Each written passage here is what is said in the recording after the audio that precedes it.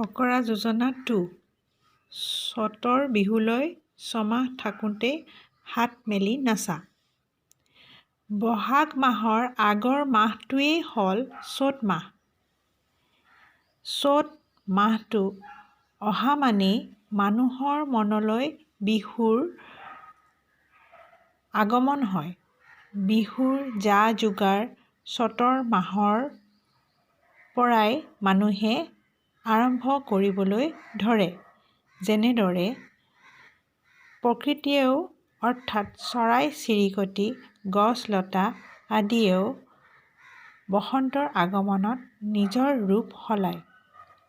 কিন্তু চ'ত মাহ পাবলৈ যদি ছমাহ থাকোঁতেই বিহুৰ যোগাৰ কৰা হয়, তেনেহ'লে সেই যোগাৰ ছমাহলৈ ভাল হৈ নাথাকে।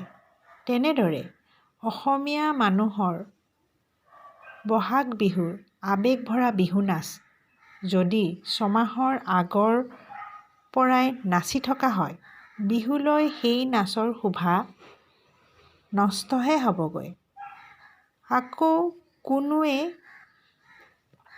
ভৱিষ্যতৰ ফলাফল পূৰ্ণ হোৱাৰ আগতেই যদি ফলাফলৰ কথা ভাবি উচ্ছ্বাসিত হৈ থাকে, সেই ফলাফল সময়ত আকৌ পূৰ্ণ নহ'বও পাৰে।